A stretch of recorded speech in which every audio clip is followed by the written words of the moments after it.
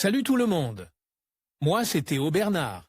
Et sur cette chaîne, on explore ensemble l'univers de l'automobile. Du fonctionnement des systèmes aux bons réflexes pour entretenir votre voiture au quotidien. Chaque vidéo est pensée pour vous rendre la route plus simple, plus sûre et surtout moins coûteuse. Si ce genre de contenu vous parle, pensez à cliquer sur j'aime, à vous abonner et regarder la vidéo jusqu'au bout. Les infos les plus utiles sont souvent à la fin. Le passage des vitesses a toujours été l'un de vos plus grands maux de tête depuis que vous conduisez. Où portez-vous votre attention? Sur le régime? Sur la vitesse? Sur le son de la voiture? Il faut dire qu'il est possible de répondre à toutes ces questions. Si vous voulez savoir de première main quelle est la meilleure façon de traiter correctement votre voiture lors d'un changement de vitesse, de la location de voiture, nous vous disons tout ce que vous avez besoin de savoir. Les meilleures offres de leasing automobile privent la location d'une voiture neuve pour la première fois. Opel Corsa 1.2 TXHL 74 kW GS à partir de 277 € par mois et TVA incluse. Plus d'informations Kia Stonic 1.0 TGDI MEV Business à partir de 306 € au mois et TTC. Plus d'informations Nissan Juke DIGT 84 kW. 6e T-Acenta à partir de 311 € au mois et TTC. Plus d'informations. Tout d'abord, savez-vous quels sont les composants de la transmission? Index des postes. La transmission d'une voiture n'est pas un simple levier qui passe magiquement d'une vitesse à l'autre. Elle est composée de l'arbre de transmission, du groupe différentiel conique, des arbres, de l'embrayage et, bien sûr, de la boîte de vitesse. Lors du changement de vitesse de notre transmission, il est important de s'assurer que tous ces éléments fonctionnent correctement dans notre véhicule, car un défaut dans l'un d'entre eux peut entraîner une visite chez le mécanicien, ainsi qu'une gêne pour la conduite. La première vitesse, la première chose que l'on rencontre en montant dans la voiture. Lorsque l'on monte dans la voiture, on se trouve toujours dans l'une des deux situations suivantes. Soit on est au point mort parce qu'on s'égare sur un terrain plat, soit on a sélectionné une vitesse si on s'égare sur une colline. Pour commencer à rouler, nous sélectionnons toujours la première vitesse, le numéro 1 de votre boîte de vitesse. Soulevez de nombreuses questions importantes.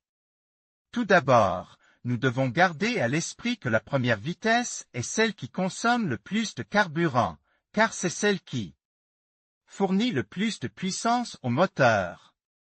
C'est évident, car c'est toujours le rapport sur lequel nous démarrons à l'arrêt. Mais nous l'utilisons pour sortir et rien d'autre.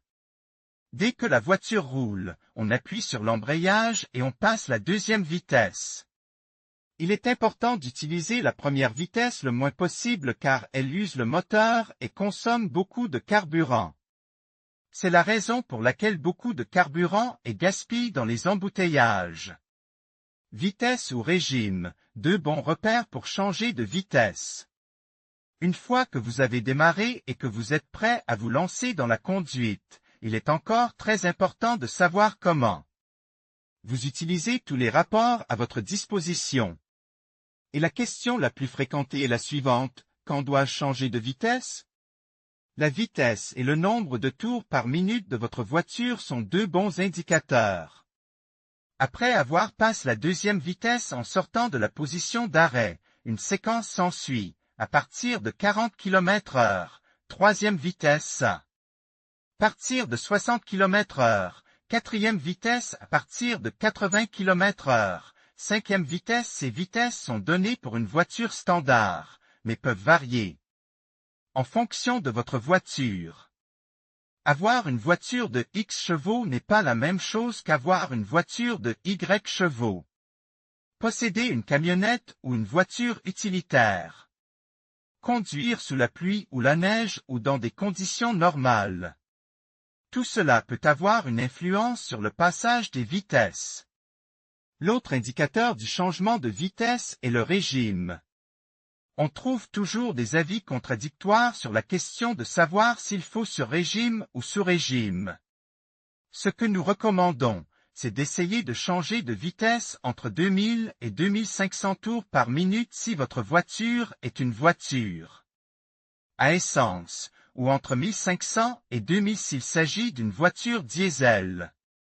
Comment conduire pour préserver sa boîte de vitesse? Au quotidien, vous êtes susceptible de rencontrer de nombreuses situations différentes au volant de votre voiture. Conduire sur l'autoroute, dans un embouteillage ou sur la route qui menait à votre domicile n'est pas la même chose. Chaque situation est très différente quant à l'utilisation de la boîte de vitesse dans votre conduite. Sur l'autoroute, il est recommandé de toujours utiliser le rapport le plus élevé possible et de maintenir la voiture entre 2000 et 2500 tours afin de consommer moins de carburant. Il a été démontré qu'en troisième vitesse, la voiture consomme environ 7,1 litres d'essence, en quatrième environ 6,1 litres et en cinquième environ 6 litres. Mais attention à ne pas monter trop bas en régime. En dessous de 1500, il n'est pas conseil de passer à la vitesse supérieure, car vous finirez par pousser la voiture et consommerez encore plus de carburant. Ce rendement énergétique est non seulement très important pour votre portefeuille, mais vous contribuerez également à réduire la quantité de dioxyde de carbone que vous produisez, contribuant ainsi à rendre le monde plus propre. Dans les situations où la circulation est très encombrée, nous recommandons de rouler en deuxième vitesse et de passer en troisième. Dès que le régime moteur dépasse 2000 TR/minute. Une conduite souple, c'est-à-dire évitant les freinages et les accélérations inutiles, est un autre moyen de prendre soin de votre groupe motopropulseur.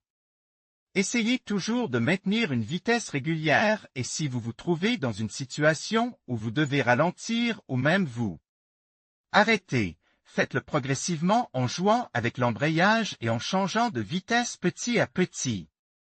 Qu'en est-il du frein moteur? De nombreuses personnes pensent que dans les descentes, il faut garder le rapport de vitesse élevé et utiliser davantage les freins. Nous vous recommandons d'utiliser le frein moteur chaque fois que vous le pouvez, et surtout si vous le faites pour maintenir votre vitesse, car vous accélérerez ensuite beaucoup plus en douceur. Il est déconseillé de rétrograder pour freiner. Si la situation l'exige, vous pouvez choisir de le faire, mais il est préférable de l'éviter autant que possible. Tout ce que vous devez savoir sur le changement de vitesse, vous devez aussi l'intuitionner. Dans chaque foyer, il peut y avoir une, deux ou même plusieurs voitures. Chaque embrayage, chaque boîte de vitesse et chaque moteur est différent. Bien que nous ayons essayé dans ce guide de vous donner des références sur la façon d'utiliser votre boîte de vitesse, la vérité est que l'un des meilleurs conseils que nous puissions vous donner est d'écouter votre propre voiture, et vous saurez ce qui ne va pas et comment elle fonctionne le mieux. Connaissez-vous déjà la manière la plus intelligente d'acheter une nouvelle voiture? N'oubliez pas que si vous choisissez de louer une voiture en leasing, vous disposerez d'une voiture en parfait état avec tous les avantages du meilleur taux de leasing du marché. Oubliez la paperasserie et les formalités. Avec la mensualité fixe, vous aurez le contrôle technique, l'assurance, l'entretien et même le changement des pneus inclus. Les meilleures offres des sociétés de location, la location d'une voiture neuve pour la première fois. En conclusion, passer les vitesses correctement est essentiel pour assurer une conduite fluide et sécurisée. En suivant les conseils que nous avons partagés, vous pourrez améliorer votre technique et optimiser votre expérience de conduite. N'oubliez pas de toujours rester attentif aux conditions de la route et à votre véhicule. Pratiquez régulièrement et, avec le temps, vous deviendrez un expert dans l'art de passer les vitesses. Merci de nous avoir suivis et à bientôt pour d'autres conseils de conduite.